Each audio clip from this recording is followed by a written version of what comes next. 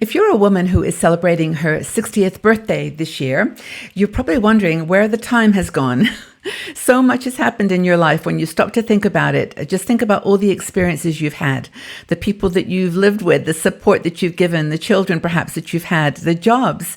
There's been so much in your life, and 60 really is a time to celebrate, but it is a time of a little bit of confusion and resetting. And I think if you're reinventing yourself in your 60s, I've got some questions for you to ask yourself. 4 questions I think will help you to clarify the path ahead and just to make this the most amazing time in your life. My name is Margaret Manning. I'm with 60andMe, and I want to thank you for being here and welcome you. We have women all around the world in 150 countries, and I'm just so happy to have you here. And for new people that are joining us, please subscribe to our YouTube channel. There's a bell somewhere that you can ring and be informed when there's new videos that have been published. And just thank you so much for being here. Our show today is brought to you by Easy Spirit. Now, Easy Spirit is a company that makes very comfortable and fashionable shoes and has been doing it for years. And they have got a whole new line of beautiful shoes, boots, athletic shoes in all sizes and widths and shapes. And I'd invite you to take a look at their products and also to look at the description in the article beneath this video. And you'll see a promo code for 20% discount off of a purchase of Easy Spirit shoes. Easy Spirit, just check them out. So this topic about aging and celebrating that magical milestone, that 60th birthday, is pretty fascinating because there's something psychological about it. I mean, 59 is, kind of a teetering year. And I've got to be honest, I was 59 for about 3 years before I finally decided it was time to admit that I was 60. So you're not alone if you're hesitant about this. Things start to change in your 60s. And we know that this is the time when there is an opportunity to reinvent yourself, to do those things that you really have been wanting to do. And to be honest with you, 60andMe is here to help. This is why I started 60andMe, 6 years ago now, because we actually wanted to give you the tools and the actionable things that you could put into your life. And these 4 questions, I think, are just a kind of a summary. We've got so many articles on this topic on our website, 60andme.com. But if you haven't had a chance, let me just review kind of the 4 or so questions that you might want to just ask yourself, kind of to reset as you go into your 60s. The first one is, what people, places, or things are cluttering up your life? This is the time to let them go. If it's stuff, then just let it. I mean, we've accumulated so much in 60 years, well, maybe 50 that we've been buying things, and it's time to let them go. If they're not serving you well, just let those things go. And this includes, things that you attach to memories.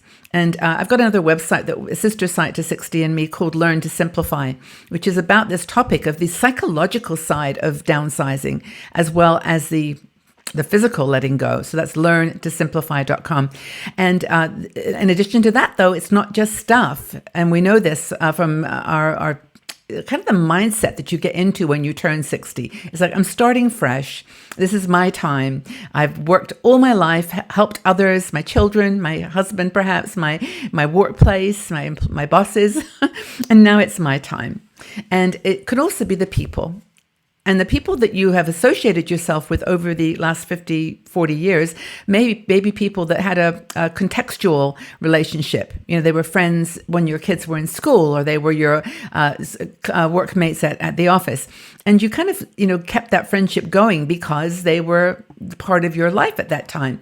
But now it's time to actually look at your world and see what's cluttering it up. And that includes people. So the downsizing that you are doing right now, probably most of you are at some level or another, may be very purely physical. But when you think about the other things that can be let go, like the people, and it's not like just, discarding friendships that you've invested in all your life. It's just saying if that person, is not responsive to you or doesn't care about what you're doing, you can feel that, it's all about them, all the signs. It's okay. They've got another context to develop themselves. And I think letting them go as friends, even saying to them, I think we've changed. I think we've probably not got too much in common now. Let's stay in touch, but not to the level that we maybe expected in the past. And that's the first question, is just to ask yourself, what is cluttering up your life? The second thing is to say, what activities do you love to take part in? This is it. The door is opened. You've moved into the 60s, 61, 62, and you're now living the life that you want. You don't have to do anything for anybody else. You don't have to play the games, do the sports, do the meetings. You can do whatever your heart desires. And maybe there's just one activity that you've always wanted to do, and now is your chance to do it. Take it. Take ownership of your life and do the things that you want. Just choose one thing. Maybe you can right now think of one activity, one thing that you would love to do with your life in your 60s. What is it? And once you've thought about that, just put it into action. Take one tangible step forward. I mean, if it's something like, for example, I've always wanted to do photography. Go ahead and go to meetup.com, find a photography session in your area. Well, depending where you live, but I'm almost positive you'll find something where people are getting together who love to take pictures. And that's a chance for you to take that one opportunity to do something you've always wanted to do, learn about it, engage with people who do like the same thing. That's the second question to ask. What things do you love to do? And then how are you going to do them? The next question is your physical fitness, is your physical situation stopping you from either doing that thing that you really love, or just in general? Is it getting in the way of living a life that's full of, vitality and energy? And I'm not talking about necessarily doing, zip lining in Costa Rica or any kind of crazy physical stuff. I'm talking about just being able to play with your grandkids on the floor, or go for a couple of mile walk, go hiking, go dancing, all those things that you might really, really want to do. Is your physical situation holding you back? And then take some steps. Make exercise a part of your life. I know I have my own shortcomings here, to be honest with you, as well. But I do try to walk. I try to get 10,000 steps in every day. I think my average is about 7,000 now. And you just do what you can. You do the very best that you can. And it'll give you more energy to pursue your passions. And one thing that I've just started doing again after many years of not doing it was yoga. And we think that yoga, well, many of you did it when you were younger, and it doesn't have to be, like a pretzel exercise. It can just be exercises that involve stretching and mindfulness, being mindful of your body, just moving your body in ways that energize you. And I think many of you know this, but we actually have 3 videos with 60andMe. These are our videos. We produce them. We went to Bali and found a fabulous teacher. But we do gentle yoga, yoga flows, and chair yoga. And the chair yoga, by the way, is really, really not easy. It gets you a really good workout. But these are all free on YouTube. You can watch them for no charge at all. Just check them out on our 60andMe YouTube channel.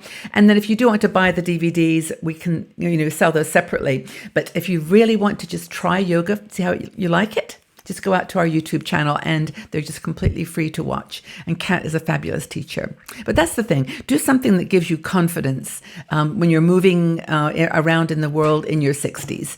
Don't be held back by your physical situation. So that's the third question. Are you physically being held back in any way at all? The fourth question I would ask myself is, and I did ask myself these questions, where do you want to be in 10 years, 20 years? Where do you want to be?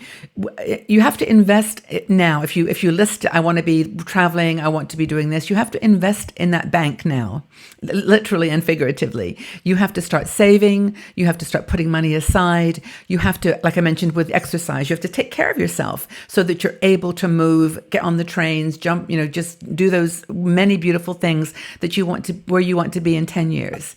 Invest in your health now and invest in your wealth the best that you can. I know so many people are struggling financially because, mistakes were made, or we just didn't save for retirement.